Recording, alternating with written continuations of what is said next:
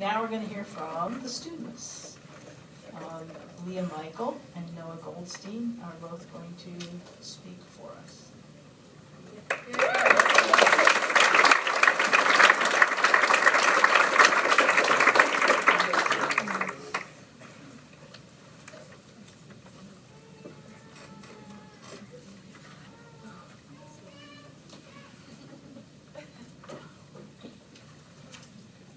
These are pretty cool.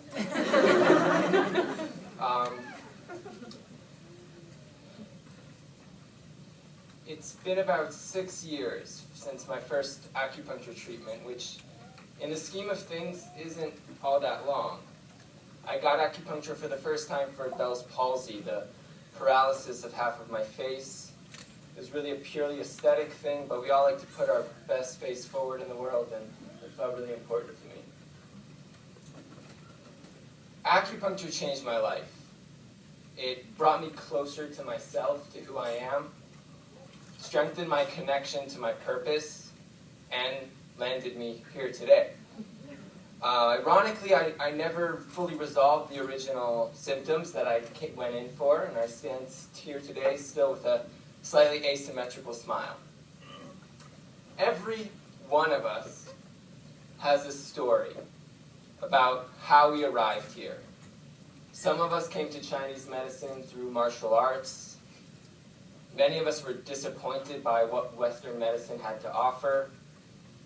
Maybe we saw our sister get pregnant and have a baby with the help of acupuncture, or a parent recover from an injury, or a sibling from a car accident. We all recognize that this is some special medicine, and that we wanted to help others. And this was the way we wanted to do it. We want to play a role, a supportive role in people's journey back to health, where we all belong and deserve to be. Some of us chose SWAC because we were already living in Boulder, and that was easy. Some of us toured across the country checking out every single school and felt like they liked SWAC the most.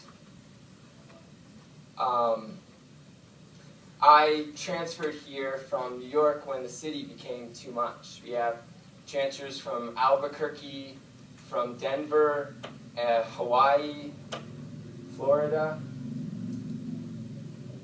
I remember walking into the first day of class here and thinking to myself, oh, I'm the new awkward kid, and everybody else already knows each other. I'm still a little awkward, I'm just not new anymore.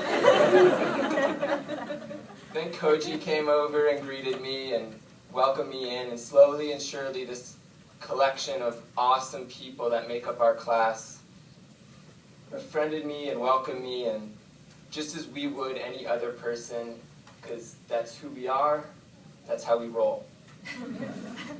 I sat through my first class with Michael Young, blown away by his insight into dysbiosis and leaky gut syndrome. Tristan would diligently go over each and every acupuncture point and give these really meticulous exams that when it came time to do the boards, I was really grateful for. Jayu would pound into our brain, don't treat the symptom, treat the etiology. And we poked each other in class, and we poked patients in the clinic, and most of the patients got better, but some didn't. We learned a lot. Come on, over 350 points, over 300 herbs, several hundred herbal formulas, 3,600 hours of training. I think we deserve a little round of applause.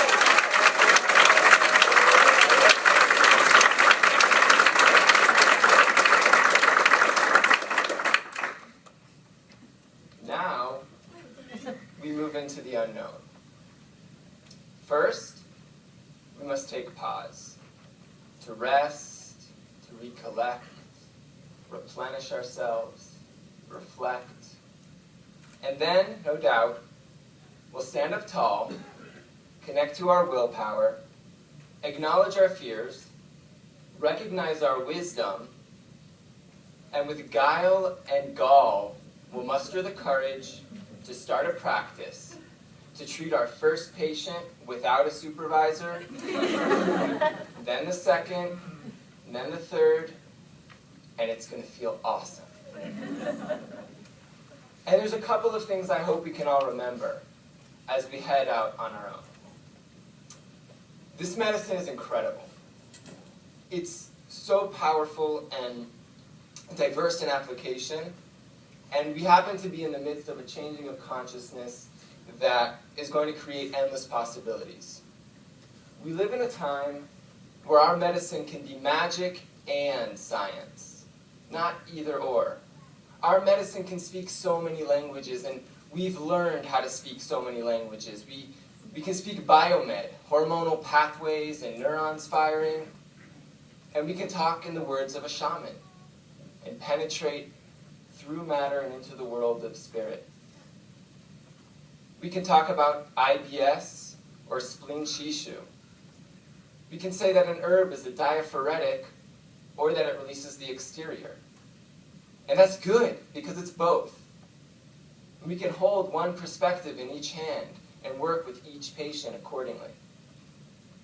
We'll be able to get rid of a patient's back pain so she can go back to teaching at school and treat the children with that much more kindness because she's not constantly taxed by her pain. But maybe we'll never talk to her about fear and emotions. And maybe another patient will still have trouble sleeping through the night, but he's living a brighter and happier and more grounded life than ever because for the first time in a long time, he's had the opportunity to open up a bit and share and discover and process some of his emotional blockages. We are now the makers of our medicine, engaging in an ancient tradition with our own new modern flair, dancing whatever the patient needs us to dance with them. Sometimes it's the samba, sometimes it's the waltz, but it's always a dance towards health and wholeness. This medicine is also mysterious. We've been studying it for 4 years and only barely brushed the surface. Some people respond like that.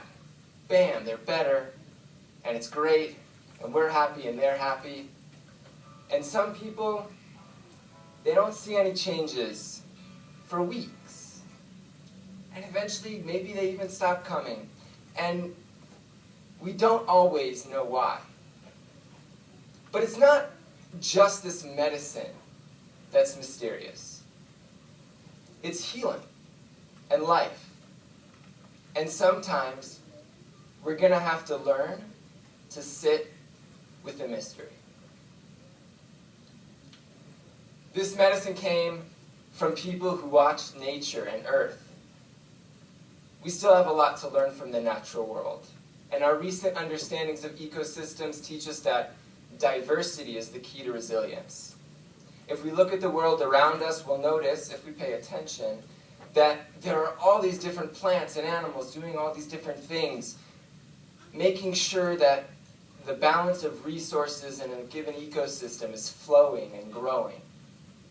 I like to go hiking in the mountains, and every time I go, I'm blown away by all the different birds and their songs and the insects and the pollination and the bees.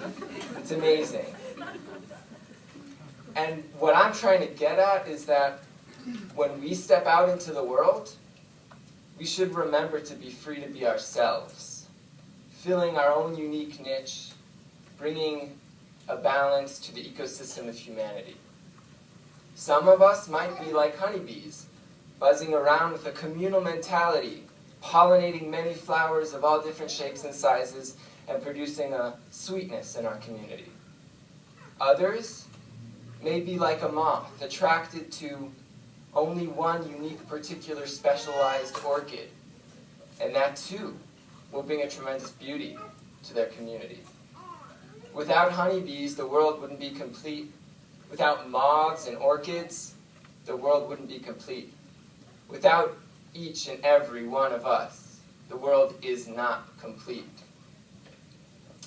Friends, or should I now say colleagues, or fellow acupuncturists.